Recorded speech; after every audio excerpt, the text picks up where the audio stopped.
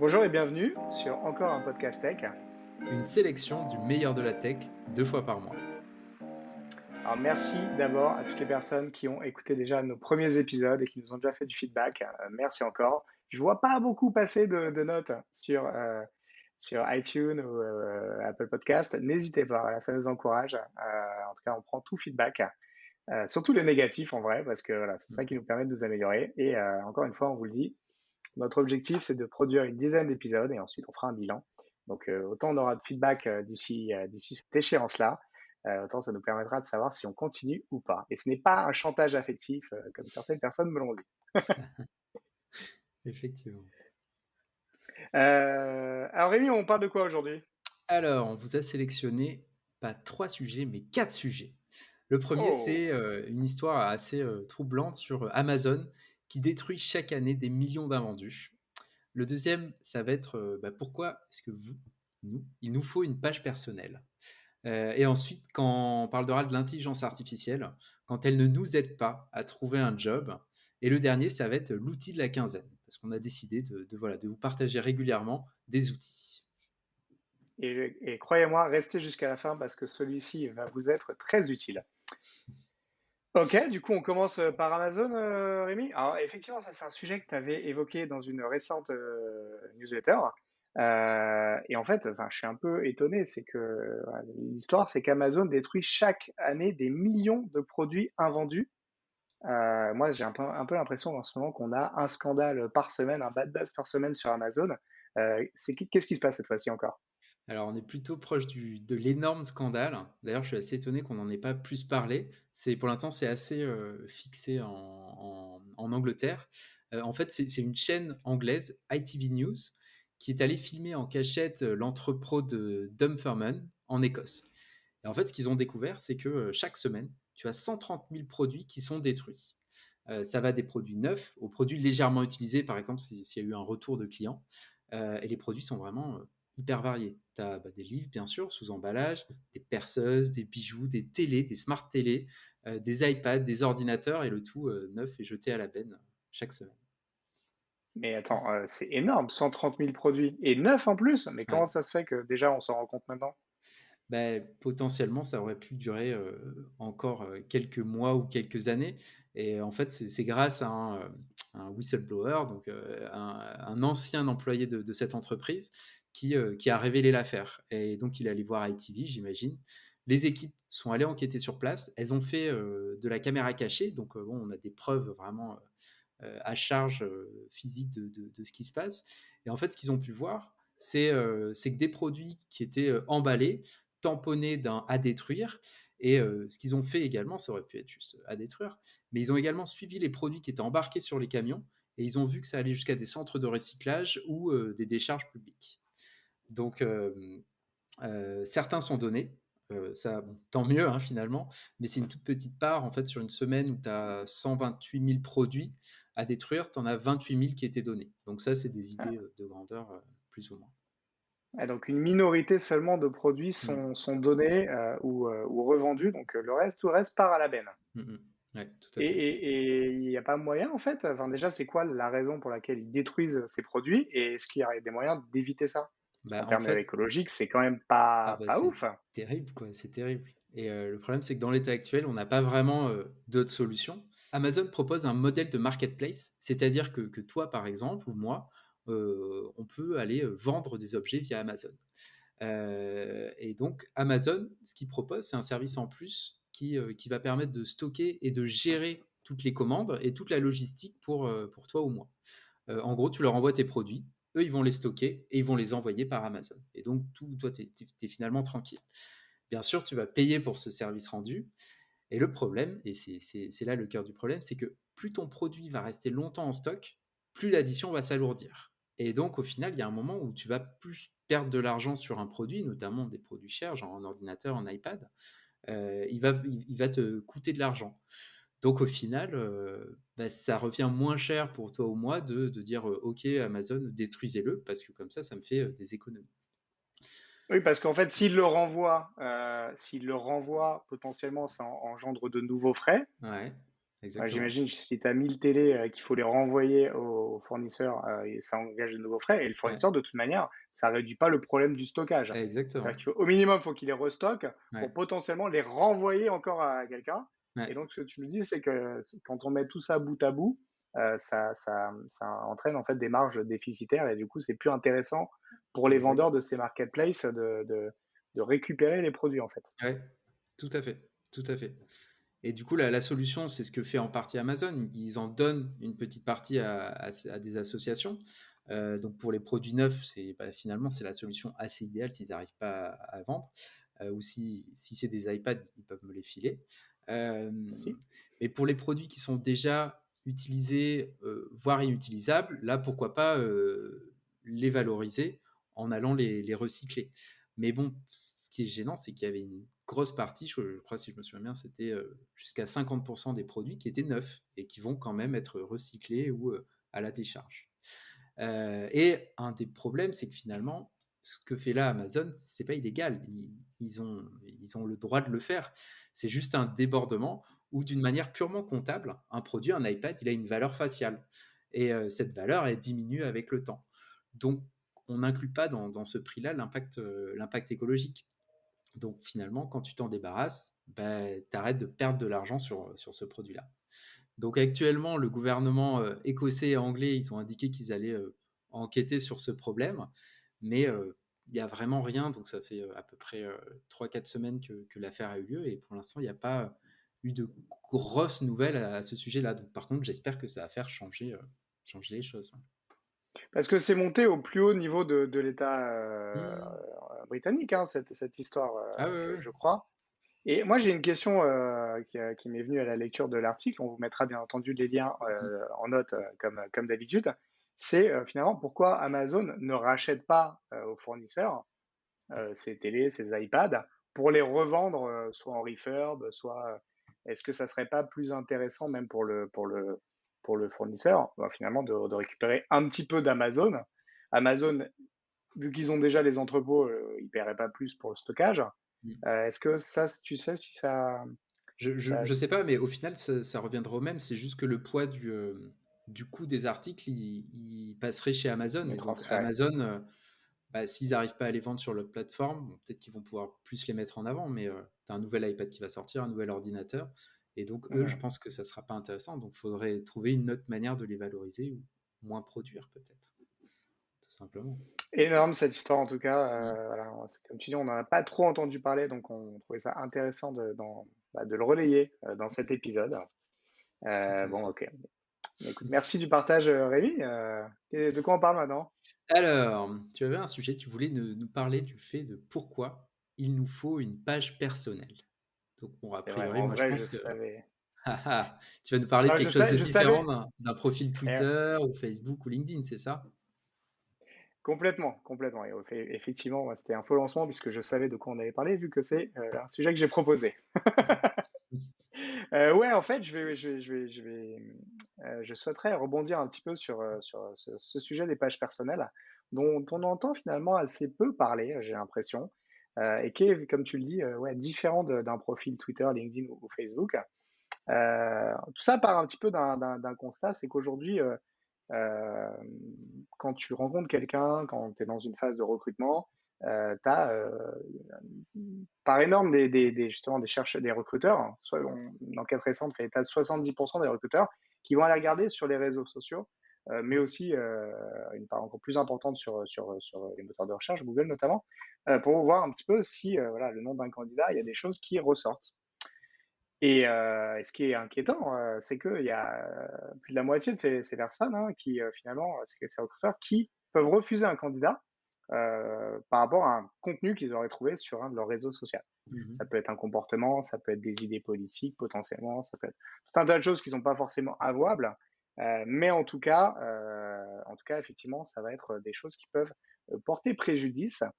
Et du coup, on se rend compte que la présence en ligne, c'est quelque chose, ce qu'on appelle aussi l'e-réputation, c'est quelque chose de super important qu'il faut toujours avoir à l'œil et qu'on soit en recherche d'emploi ou pas. C'est-à-dire, qu'est-ce qui se passe quand je tape mon nom sur Google? Qu'est-ce qui remonte?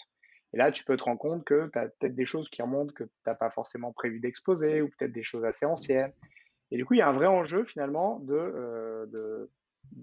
aujourd'hui, on a pas mal de réseaux sociaux qui proposent de mettre un lien vers un site. Mais en fait, voilà, il y a un vrai enjeu, je pense, d'essayer de mettre en avant des pages personnelles. C'est quoi une page personnelle? De manière très très simple, c'est une page qui regroupe à un seul et même endroit tous les éléments que tu as envie de rendre visibles. Donc ça peut être effectivement une courte bio, des projets sur lesquels tu as bossé, des choses qui te tiennent à cœur, des compétences, les liens vers tes différents profils sociaux. Et du coup, l'intérêt, en fait, il y a plusieurs intérêts, le fait d'avoir une page de ce type-là. C'est déjà, c'est con, mais ça fait un peu pro. Quand que tu reçois un C'est vrai. CV et que tu as quelqu'un qui met une URL de ce type-là, bah, tu te rends compte qu'il y a quand même eu un travail sur les réputations, sur, voilà, je tiens à mettre en avant certains projets, certaines expertises. Et ça, du coup, c'est une manière de rendre le truc un petit peu pro, hein. Pour certains jobs, ça peut même être très pénalisant de ne pas avoir de présence en ligne. Je pense notamment à des designers, des graphistes, s'ils ont pas, ou même des développeurs, Mmh. s'ils n'ont pas quelques liens, quelques références sur leur CV, ça peut être limite rédhibitoire, parce qu'en Mmh. fait, ça montre que potentiellement, soit tu n'as pas travaillé sur des sujets à côté, ou des sujets que tu souhaites valoriser, soit tu n'as pas eu le réflexe de les mettre en avant, et ça peut être un élément effectivement différenciant. Oui, c'est en parlant Euh, de différenciation, ça peut, enfin, moi je sais que toi aussi tu avais conseillé, tu avais fourni des conseils pour les alternants pour, favoriser leur culture, leur embauchabilité, leur recrutabilité, et c'est vrai que, enfin, moi j'ai un depuis, très, très longtemps et je sais que ça peut faire la différence entre, moi je travaille en marketing digital et donc forcément pour les personnes que je recrute, si elles ont un site ou un portfolio en ligne sur lequel elles mettent un lien vers leur projet, ça met des points en plus parce que ça montre qu'au moins on s'est débrouillé pour juste aller, acheter un nom de domaine, faire son petit site et proposer des choses donc c'est vrai que ouais, ouais, je te rejoins complètement. Ça peut être pour l'élément différenciant, c'est, heu, c'est encore actuel. En 2021, c'est encore, le cas. Ah et plus que jamais, en fait. Mmh. C'est-à-dire que ça va vraiment te montrer des choses que tu ne pourras pas mettre dans un CV ou dans une lettre de motivation. Tu vas vraiment pouvoir, voilà, moi j'ai récemment, recruté, des graphistes, Mmh mh. des web designers, et en fait, bah, c'est bête, mais voilà, ceux qui n'avaient pas de portfolio en ligne à me présenter, c'était quand même un point négatif, parce que à côté de ça, il y en avait certains qui avaient des choses hyper quali, hyper, structurées à montrer, hyper variées, et Mmh. qui montraient finalement un panel de ce qu'ils étaient capables de faire. Alors oui, je reconnais, hein, il y a des métiers qui sont peut-être un peu plus faciles à, à mettre en valeur que d'autres, parce qu'il y a une production concrète. Mais voilà, même nous, on pourrait imaginer notre podcast, le mettre sur une page personnelle parce que c'est un contenu qu'on juge pertinent, et sur lequel on souhaite communiquer, dont on est fier. Et voilà, ça n'a pas forcément en fait vocation à remplacer ton CV. Ça peut parler de choses que tu fais à côté, mais dont certaines compétences peuvent en fait faire écho au job pour lequel tu postules. On peut se dire par exemple quelqu'un qui anime un podcast ou qui a une chaîne YouTube, bah, c'est quelqu'un un minimum qui connaît les réseaux sociaux, qui connaît un peu les sujets tendances, qui sait s'exprimer potentiellement, et qui est plutôt à l'aise avec la prise de parole. Et ça, en fait, ça peut te donner des informations sur des choses qui pourront te servir dans un job, même si c'est pas travailler dans le podcast. Mmh mh. Donc ça, voilà, c'était un élément également important. Et puis, tout simplement, ça permet d'avoir une seule maison, un seul endroit d'accueil, dans lequel finalement tu vas pouvoir, héberger tout ce que tu fais, tout ce que tu as envie de rendre visible, sur Google. Parce que ça, c'est vraiment un point, hyper important. C'est à un moment donné, il y a un sujet de visibilité. Mmh. C'est qu'est-ce que les gens, sur quoi les gens vont tomber quand ils vont taper ton nom sur Google. Et le plus tu auras travaillé cette présence en ligne, et que tu l'auras structurée, bah, le moins en fait, tu laisseras de la place à d'autres choses potentiellement que tu n'as pas forcément envie de voir apparaître. Ou voilà, tu pourras contrôler finalement, si tu t'en sors pas trop mal, ce qui apparaît finalement en première page de Google quand on tape ton nom. Et puis, le dernier argument, c'est que ça n'a jamais été aussi simple. Ça demande vraiment aucune compétence technique Mmh. de faire ce type de page. Oui, finalement, tu as juste besoin du jus de cerveau, réfléchir, quel lien tu veux mettre, comment tu les mets en avant, mais finalement, techniquement, n'importe qui peut le faire, quoi et même depuis un téléphone? Complètement, tu peux Ouais. faire ça depuis n'importe quelle Ah bah, plateforme, et super. tous ces liens-là sont en plus responsive, donc tu peux complètement, voilà, les consulter en plus sur le mobile. D'accord. Tu aurais des plateformes à nous conseiller? Ouais, bien sûr, bien sûr. Du coup, j'en ai sélectionné 4, Mmh. 4 pour les auditeurs. Honnêtement, les 4 sont bien. Il y a quelques petites particularités, mais on voilà, je vais vous expliquer un petit peu celles qui sortent du lot et celles qui sont originales et celles qui sont vraiment incontournables. Voilà, l'intérêt, c'est bien sûr, c'est d'en choisir une et puis d'aller dessus, hein. Il n'y a pas vocation à en utiliser 24. Donc la première, c'est Linktree. Linktree, en fait, c'est vraiment une solution leader sur le marché. Elle est très connue. Elle s'appelait auparavant, je crois, Linkin Bio. Et en fait, elle permet, voilà, la fonctionnalité un peu classique, c'est-à-dire qu'on peut mettre des liens, on peut mettre des vidéos, par exemple, qui sont sur YouTube. On peut même mettre un petit formulaire, par exemple un formulaire d'inscription à la newsletter. Donc ça te permet finalement d'avoir un endroit à la fois où tu présentes tes liens et potentiellement tu peux mettre, là, si tu as de la production vidéo ou que tu souhaites récupérer des emails pour un sujet, bah voilà, très facilement, Linktree, ça fait le job. Je le précise pas, mais toutes ces options ont des formules gratuites, donc tu peux vraiment l'utiliser gratuitement sans problème. Et puis certaines fonctionnalités avancées sont payantes. Donc Mmh. voilà, c'est toi en fonction de ce que tu veux faire, mais en tout cas, vous pouvez commencer avec chacune gratuitement, il n'y a aucun problème, et les utiliser tout le temps gratuitement. Il n'y aura pas de problème, juste quelques limites au niveau des fonctionnalités. Il y en a une autre que j'ai bien aimée, plutôt pour les gens qui sont dans le conseil, qui sont dans tout ce qui est tertiaire, le service et tout. C'est About Me, about.me. Et tous les liens là aussi seront dans les notes. Celle-là, elle a les fonctions habituelles. Elle a une particularité que je trouvais assez intéressante, c'est qu'elle permet de gérer la prise de rendez-vous. Donc en fait, tu peux la raccorder avec des outils comme Calendly, qui te permettent de gérer ton agenda en ligne. Et donc, potentiellement, bah, tu peux permettre, admettons que tu es, je sais pas, t'es coiffeur à domicile, esthéticienne ou même médecin, hein, potentiellement. Tu peux, du coup, directement avoir un lien qui permet de prendre des rendez-vous via ta page personnelle. Ça aussi, c'est une fonction bien pratique. Ça t'évite de monter un site internet juste pour ça. Donc ça, je trouve plutôt cool. Écoute, merci. Euh, Excuse-moi, mais sur celui-là, je viens de me rappeler que j'en avais créé un parce qu'About Me, c'est pour le coup, c'est assez vieux et je viens de me exact. connecter et mon compte est encore valide. J'ai encore ma place qui doit avoir, 7 ou 8 ans, où je ne l'ai jamais mis à jour, donc c'est une bonne occasion. Merci. Je vais aller le mettre à jour avec, des textes un peu plus récents et promouvoir ce podcast, du coup. C'était, c'était effectivement un des pionniers About Me. T'en as d'autres qui s'appellent Taplink. Alors Taplink, c'est un peu la Rolls. Il permet une tonne de choses. Donc vraiment, il est très très complet. Donc là, c'est vraiment pour les power users. Pour te dire, hein, sur Taplink, tu peux t'intégrer à des messages instantanés comme WhatsApp ou Messenger. Tu peux même gérer du paiement. Donc, on parlait tout à l'heure de la prise de rendez-vous. Potentiellement, tu peux même directement faire payer une personne sur un sujet. Admettons que tu fais du coaching ou ce genre de choses.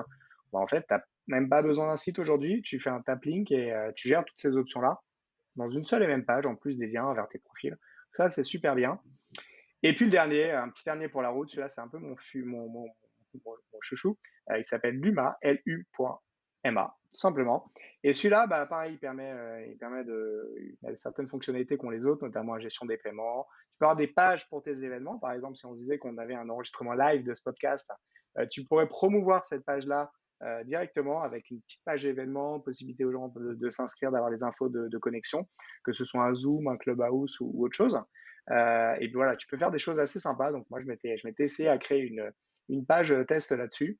Et franchement, voilà, le résultat est très quali, très simple. Ça demande zéro effort de développement. Tu as des templates et c'est que du paramétrage et très facile à mettre à jour. Donc vraiment, je vous encourage, si ce n'est pas déjà fait, à jeter un œil à ces options-là. Encore une fois, voilà, votre e-réputation nous remerciera. Ah bah, écoute, merci beaucoup pour ces, moi je connaissais pas du tout pour le coup, bah, à part About Me et Linktree, je connaissais pas les autres, donc je vais jeter un œil sur, Luma, pour voir ce que ça donne, quoi. Cool. Et bah, écoute, tu me diras ce que tu en penses. Du coup, sujet suivant, Rémi. Alors là, on va parler IA. On avait dit, hein, en introduction de ce podcast qu'on allait parler de plein de choses, de GAFA, d'IA, de trucs. Voilà, on y est, on est dans le dur. Et là, du coup, bah, en fait, c'est un sujet qui parle d'intelligence artificielle et plus particulièrement comment les intelligences artificielles ou l'intelligence artificielle ne nous aident pas à trouver un job. Ça, je trouvais que le sujet, là aussi, tu nous en as parlé dans une récente newsletter, hyper intéressant. Alors moi, j'étais un peu étonné comme ça en lisant le titre parce que je pensais que justement, l'IA, c'était la solution miracle pour un petit peu tout et que ça allait nous aider, partout. Et là, tu nous dis qu'en fait, ça peut être une cause de problème? Et oui, et oui, et oui. Et parce que à l'origine, ça devait aider. Dans le cas qui nous intéresse, l'intelligence artificielle, elle avait pour but d'aider les recruteurs à gagner du temps dans leur sélection. On en a parlé un peu plus tôt. Bah, des fois, quand on reçoit plein de candidatures, ça va être difficile de trier. Et donc là, l'idée, c'était que avec certains mots-clés, certains types de profils, l'IA allait permettre de mettre en avant plus ou moins certains profils. Donc pour rappel, LinkedIn, c'est le plus grand réseau social professionnel du monde. Il y a 740 millions d'utilisateurs. À l'origine, c'était vraiment l'endroit où il fallait être pour créer un profil professionnel. On y met toutes nos expériences, une jolie photo, et vous avez votre magnifique CV en ligne. Et de l'autre côté, bien sûr, vous avez tous les recruteurs. Eux, ils peuvent poster des annonces d'emploi et bien sûr chercher dans cette énorme CV Tech la perle qui leur correspondra.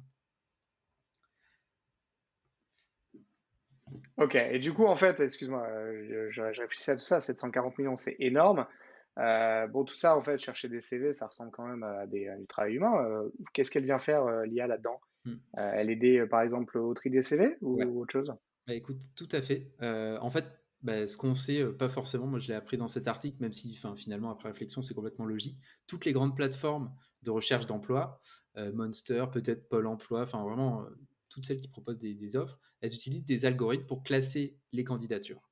Le but, ça va être vraiment de faire gagner du temps pour proposer aux recruteurs que des profils qui leur correspondent a priori. Sauf que là, dans notre cas, c'est un petit peu gênant. L'intelligence artificielle de LinkedIn, elle proposait plus d'hommes que de femmes aux recruteurs. Tiens, au passage, tu sais ce que c'est que comment on appelle ces outils, ces applications qui sont utilisées par les recruteurs justement pour trier et gérer tous ces CV? Ah non? On appelle ça des ATM, des Applicant, Tracking System ou quelque chose comme ça. Donc en fait, c'est Écoute, vraiment une catégorie de logiciels d'applications, qui n'ont que pour but justement de sélectionner, de stocker, et de référencer des candidatures. écoute, je Et m'en ai donc du appris coup, un en fait, truc. comment ça s'est passé pour LinkedIn?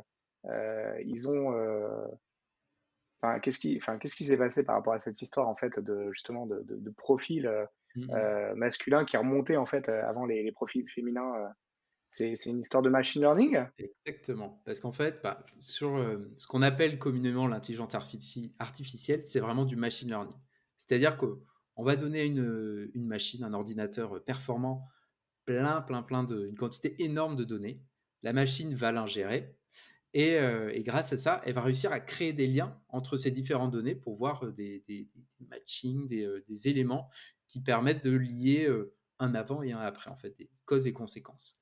Et la grande difficulté, et à laquelle font face finalement la grande majorité des créateurs d'intelligence artificielle, c'est que ces données, elles sont limitées, forcément, elles sont limitées à la base de données, aux données auxquelles vous avez accès.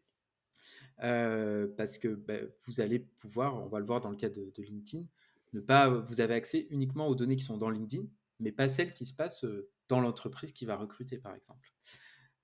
Donc, si dans votre ensemble de données, vous avez des biais, l'IA, elle va les prendre telles quelles et donc elle va les répéter et les amplifier.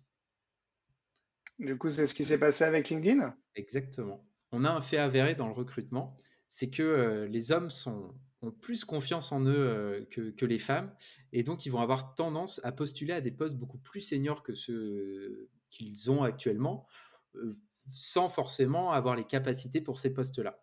Euh, donc l'intelligence artificielle, elle a vu ça. Elle a vu que beaucoup plus d'hommes postulaient à des postes plus seniors qu'eux. Donc elle s'est dit, c'est normal. Donc ce qu'elle a fait, c'est que je vais proposer moins de postes seniors aux femmes, vu que c'est les hommes qui les postulent plus. Et donc ce résultat, il montre bien que les données, avec les données, on peut faire plein de choses. Mais le puzzle des données, il est incomplet. Et donc, ça va être difficile de sortir des choses intéressantes. Dans ce cas-là, les données, j'imagine qu'elles étaient uniquement dans LinkedIn et que l'algorithme ne voyait que les gens qui postulaient aux données, mais il ne voyait pas à la fin ce qui se passe à la fin. En fait, tous les profils qui vont être finalement recrutés par l'entreprise et qui auraient pu donner plus de valeur, et ça se trouve, ça aurait été plus de femmes qui sont recrutées au poste senior, par exemple. Donc, en fait, c'est ça qui est gênant, quoi. Si LinkedIn n'y a pas accès, si l'algorithme n'a pas accès à ces données-là, il peut pas les deviner. Du coup, en fait, est-ce que le problème a été résolu par LinkedIn? Ouais, ouais, ouais, et tu ne devineras jamais ce qu'ils ont fait, ben, sauf si tu as lu l'article, mais ils ont créé une autre intelligence artificielle qui va contrôler les biais de la première. Donc ça, je trouve ça assez C'est marrant. magnifique. Et voilà, l'intelligence qui va checker l'intelligence, qui va checker l'intelligence. Donc c'est assez marrant. Eh ben, Bref, écoute, c'est une belle histoire qui termine, pas trop mal, ouais, ça va. mais qui nous rappelle quand même que, finalement, aujourd'hui, l'intelligence artificielle est quand même, son efficacité va être, beaucoup, fonction, des données, qu'elle utilise, en référence Mmh et mh. que ces données peuvent avoir des biais et que si ces biais, voilà, ils sont pas challengés en entrée, bah, ça peut avoir des résultats, assez compliqués en sortie. On le voit, sur plein de choses au niveau de la reconnaissance d'image notamment. Enfin, ouais, il y a plein d'exemples de fails d'IA, Mmh mh. notamment parce que des échantillons de données, utilisés heu, ne sont pas exempts de biais. Exactement, exactement.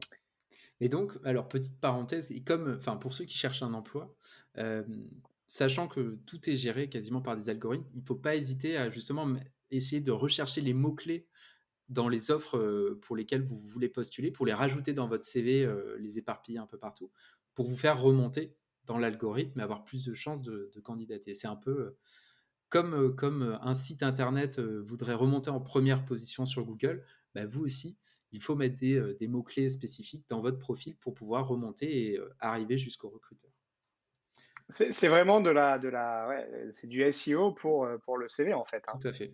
Ouais, exactement. Et il faut être, vigilant justement quand il y a des termes qui ont plusieurs, comment dire? Manières de s'écrire. Par exemple, on parlait de l'intelligence artificielle là, bah, c'est sûr que si tu marques intelligence artificielle, tu peux remonter, mais si tu tapes IA, Oui. là, tu es sûr d'être capté, quoi. Et Mmh en mh. fait, tu as plein d'exemples comme ça au niveau pro et donc voilà, il y a des buzzwords, hein, c'est la tu as digital, bim, tu as plein de Ouais, trucs qui vont c'est sûr. remonter, marketing, bon bref, tu as plein et donc effectivement, faut bah, dans la phase de recherche et puis également, faut utiliser, les mots qui sont utilisés pour la job description. Voilà, c'est des indices aussi de, quels sont les termes à utiliser quand il y a plusieurs, termes possibles pour décrire une compétence, par exemple. Mmh mh. Ouais, tout à fait. Alors donc sujet suivant, on va vous présenter un outil. Ouais, alors cette semaine, c'est pas vraiment un outil, donc tu vois, on est à deuxième épisode où on parle de ça et déjà je tords les règles. Pourquoi? Parce qu'en fait, c'est pas un outil, c'est une fonctionnalité.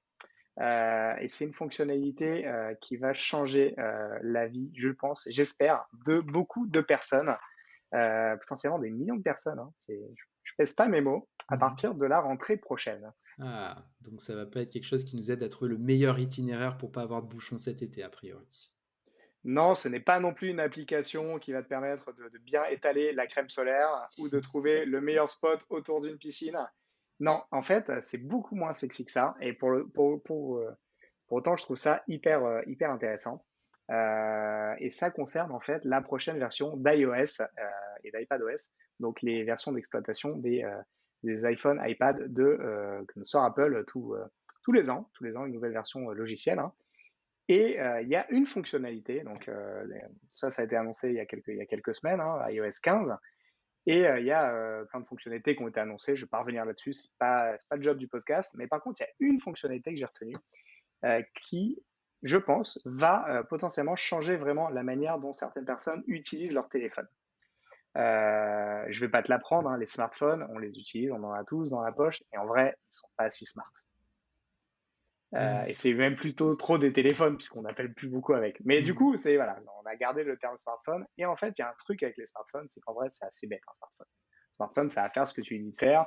Tu veux ouvrir Twitter, bah, t'appuies sur l'appli. Tu veux prendre une photo, t'appuies sur l'appli. Et en fait, finalement, il y a assez peu d'intelligence. Peut-être un des trucs les plus intelligents sur ton téléphone, c'est la météo qui va s'afficher en fonction de ta localisation, quoi. Mais finalement, c'est pas très adaptatif. Mmh. Et pour autant, bah, il y a une nouvelle fonction dans iOS 15 que j'ai trouvé hyper intéressante qui s'appelle le mode concentration. Alors, le terme n'est pas du tout représentatif de ce que ça représente. C'est en fait l'évolution d'une fonction qui existe depuis quelques années, qui était le mode ne pas déranger. Le mode ne pas déranger sur les appareils Apple, c'était en fait une sorte de mode qui dit, voilà, là, attention, je suis en train de faire un truc, je suis en réunion ou je suis en train de dormir ou du coup, mollo sur les notifs, mollo sur les appels et du coup, ne pas être trop, sollicité. Mmh. Typiquement, quand tu es en réunion, éviter que ton téléphone sonne. En fait, voilà, c'est un mode qui est représenté par une petite lune, qui te permettait justement de changer quelques comportements de notification dans un contexte particulier. Et en vrai, l'histoire des contextes est hyper intéressante et c'est tout l'enjeu de cette fonctionnalité. C'est qu'en fait, dans une journée type, enfin, je sais pas si c'était comme moi, mais j'évolue dans plein de contextes différents. Je vais dormir, je vais être C'est au travail, Commencer je vais par être dans ça, c'est les. bien.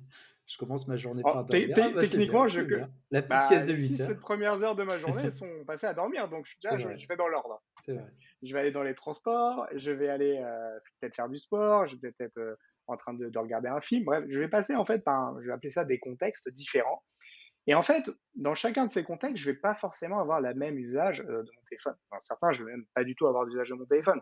Mais typiquement, quand je suis au travail, je vais peut-être pas avoir besoin d'écouter des podcasts ou de faire des choses. Et à l'inverse, quand je suis dans les transports, je vais peut-être avoir d'autres activités. Et en fait, l'idée de ce mode concentration, qui, je le répète, porte pas super bien son nom, c'est finalement d'être capable de paramétrer, en fonction de ces différents contextes, des comportements différents. C'est quoi un comportement? C'est vraiment les notifications que tu vas pouvoir recevoir. Donc, tu vas autoriser certaines applis à te notifier ou pas. Mmh. Par exemple, quand je suis en réunion, bah, j'ai pas envie, par exemple, de recevoir toutes les notifs WhatsApp. Mais par contre, mes mails du boulot peuvent être intéressants. Tu peux dire, par exemple, ou mes calendriers, mes événements d'agenda. Tu peux choisir donc quelles applis te notifier. Tu peux choisir quelles personnes sont autorisées à te contacter. Mmh. Donc, du coup, tu reçois directement voilà, des notifs de ces personnes-là et seulement de ces personnes-là si tu le définis. Et puis, tu vas pouvoir aussi même choisir, personnaliser un écran d'accueil, carrément. Depuis l'année dernière, en fait, on peut avoir plusieurs écrans d'accueil sur iOS et puis surtout, on peut masquer plus ou moins des écrans. Et ben en fait, bah, la fonctionnalité qui s'appelle concentration permet de définir tout ça. Mmh. Et donc, moi, typiquement, bah, je l'ai testé ces derniers jours et je vais te donner un exemple de comment ça peut être utilisé, en tout cas, comment ça marche. J'ai créé par exemple un mode sport. Quand je vais au sport, en fait, j'ai pas besoin de mes notifs WhatsApp, j'ai pas besoin des notifs de mon agenda, j'ai pas besoin que la plupart des gens puissent me joindre. Par contre, ce que j'ai besoin, c'est potentiellement d'avoir les raccourcis vers mes podcasts, vers mon appli de sport, et puis peut-être effectivement Spotify par exemple. Et là, du coup, en fait, ce que j'ai fait, c'est que j'ai créé un écran d'accueil qui a les widgets et tous les raccourcis dont j'ai Mmh. besoin vers ces applications-là, et uniquement ça. Donc c'est vraiment un écran d'accueil qui me servira à rien le reste du temps de la semaine. Et j'ai choisi, et c'est ça qui est intéressant dans cette fonctionnalité, c'est que tu peux planifier son déclenchement. Tu peux planifier son déclenchement par rapport à une heure, tu peux planifier son déclenchement par rapport à une application qui se lance, par exemple, Ouais. ou tu peux planifier son lancement par rapport à une localisation. Et donc, en fait, tu peux dire que quand tu arrives à la salle de sport, automatiquement, ça va lancer cet écran d'accueil avec tous ses paramétrages. D'accord, OK. Et voilà, du coup, je l'ai expérimenté et ça marche hyper bien. Ça te permet vraiment voilà, de changer de contexte, d'avoir un téléphone qui s'adapte complètement à ce que tu es en train de faire, sans avoir à lui dire qu'est-ce que tu es en train de faire. C'est ça que j'ai trouvé ça intéressant. Et donc, bah voilà, là, j'ai testé pour le sport et ça se déclenche tout seul et c'est un côté magique. Bon, ça prend un petit peu de temps, je dirais 3-4 minutes pour le mettre en place. Mmh. Mais après, c'est intelligent et du coup, tu n'as plus à t'en soucier. Et ça vraiment te change ton usage du téléphone tout au long de la journée et pour ne t'afficher et te notifier que ce dont tu as besoin au moment où tu en as besoin. D'accord et c'est con enfin, moi, le frein que je vois là-dessus, c'est qu'il va falloir réfléchir à chaque fois à chaque usage que tu pourrais avoir. Mais est-ce qu'il y aura la possibilité d'en télécharger, par exemple, quelqu'un qui fait, sur le site qui s'appelle, If This Then That qui fait un petit peu le même genre de choses, mais pour les applications, genre, quand vous, recevez un email, votre lampe connectée va s'allumer, par exemple. Et on peut télécharger des recettes, ce qu'ils appellent des recettes de quelqu'un qui l'aura fait. Est-ce qu'il y aura ce type de choses? Par exemple, si moi j'ai la flemme de mettre en place mon mode sport, est-ce que je pourrais piquer le tien? Écoute, en fait, non, alors non, pourquoi? Parce qu'en fait, on peut imaginer que chacun a des recettes particulières. Je te disais tout à l'heure qu'il y a une dose de personnalisation très forte puisqu'en fait, en fonction de tes contacts, tu vas dire telle personne peut me contacter. En Mmh. fonction des applications que tu as d'installer, tu peux paramétrer. Et donc tout ça, finalement, c'est difficile comment dire? C'est difficile de faire des templates de ça. Ouais. Par contre, quand tu installes iOS 15, il te propose déjà un certain nombre de modes qui sont préexistants. Et en fait, après, tu n'as plus qu'à les paramétrer. Tu as un mode, par exemple, ne pas déranger qui existait déjà. Tu as un mode repos. Là, tu peux imaginer, effectivement, tu es peut-être en train de regarder une série ou juste en train de dormir. Tu as un mode sport et tu as un mode temps pour soi. Donc, temps pour soi, D'accord. ça peut être effectivement, tu es en train de lire. Et puis, tu as un mode travail, bien entendu. Et puis, tu peux créer de nouveaux modes très facilement.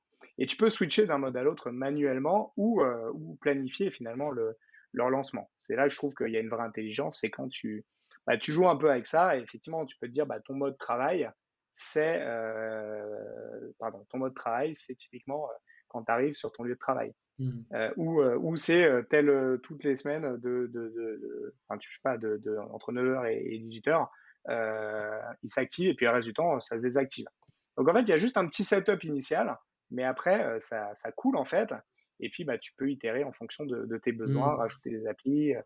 Donc non, non, il n'y a pas de template voilà, c'est pas prévu pour ça. Par contre, tu as déjà des modes préexistants qui vont te mâcher le travail. Et le paramétrage est quand même super intuitif et qui permet très facilement en quelques minutes vraiment de faire les paramétrages qui vont te permettre d'avoir ton mode concentration. Bon. Donc voilà, ça c'est une fonctionnalité, tu vois, il n'y a pas souvent des fonctionnalités, je pense, qui peuvent changer ton usage du téléphone. Je pense qu'il y a beaucoup de gens qui vont peut-être pas prendre le temps d'aller paramétrer ça, mais je pense qu'en vrai, tout le monde potentiellement a besoin de ça parce qu'on passe tous de plusieurs contextes dans une journée. Et voilà, cette fonctionnalité, si elle est bien vendue, je pense que c'est un vrai game changer pour l'usage qu'on peut se faire de nos appareils mobiles. Mmh. Et je ne l'ai pas précisé, mais si tu es un peu dans l'environnement Apple, en fait, ces modes-là, ils vont te suivre dans tous tes appareils. Donc, tu paramètres le truc sur ton iPhone, ça va te suivre sur ton iPad et sur ton Mac. Donc, en fait, voilà, ça va te suivre sur tout ton. Ça va pas être cassé par l'appareil que tu utilises. Ah, c'est pas mal ça. Bah, c'est ce qu'on attend en même temps, j'allais dire d'Apple, mais c'est chouette. C'est ça la force d'Apple aussi, c'est qu'ils sont tous reliés les uns aux autres, enfin tes appareils. Donc très bien. Bah, écoute, ça m'a donné envie de. Donc là, pour l'instant, c'est uniquement accessible sur la version bêta de iOS 15. Exact, que je ne Mais recommande pas, bien entendu, d'installer parce que elle est avant de quand même. skipper. Ouais, t'as des petits problèmes d'autonomie, tout ça. Et puis bon, Ah ouais, voilà, on va être tous à une période où on bouge pas mal et on n'a pas envie forcément d'avoir un truc instable. Donc, oui, c'est je sûr. recommande pas, mais en tout cas, voilà. Maintenant, vous êtes prévenus. Quand ça sort, vous installez ça et vous me dites ce que vous en pensez. Eh ben, écoute, j'étais chaud pour installer la bêta et puis là, en fait, tu m'as refroidi. Donc je vais peut-être attendre septembre-octobre. Alors on va passer l'été Je tranquille. l'ai sur tous mes appareils, hein, Ouais, mais ça marche. Mais bon, ok. t'es pas pressé. Bah écoute, merci. Merci pour cet outil qui n'est pas un outil mais une fonctionnalité. Ouais, j'attends de voir ça. Moi, j'aime bien bidouiller ces genres de trucs. Si tu as fait ça, alors ça fera ça. Donc, je testerai. Merci beaucoup. Et chers De rien. auditeurs, merci pour votre attention. On est arrivé à la fin de ce 3e épisode. Si l'épisode vous a plu et que vous souhaitez nous aider, laissez votre avis sur Apple Podcast, parce que les podcasts, c'est le truc le plus dur à découvrir. Donc si vous mettez directement 5 étoiles, un petit commentaire qui va bien, ça nous permettra de remonter, euh, et ça nous fera ça nous touchera beaucoup. Exactement. Et puis, bien entendu, ici là, si vous voulez recevoir chaque nouvel épisode directement dans votre boîte mail, vous allez sur encoreunpodcast.tech, encoreunpodcast.tech. Et là, il y a tous les liens. Il y a l'inscription à la newsletter. Donc, chaque fois qu'on sort un épisode, il y a un mail. Et puis, il y a également des liens vers toutes les plateformes sur lesquelles vous pouvez vous abonner, les plateformes de podcast. Et puis, on est également sur YouTube. Exactement. Sur la chaîne, bon, vous tapez encore un podcast tech et vous nous trouverez. Et vous pouvez également nous abonner à nos newsletters. Yes! Alors, la mienne, c'est gregtaillev.substack.com. Et moi, c'est donc lebrief.tech, lebrief.tech. Et Et là, vous bien aurez du entendu, il y a contenu. tous les liens. Voilà, exactement. Vous aurez du Et tous les contenu liens pour dans les notes lire, d'épisode. voir, écouter. Vous avez de quoi passer l'été vraiment tranquille. Exact. Écoutez, merci en tout cas et à très bientôt pour le prochain épisode. À très bientôt. Merci Greg.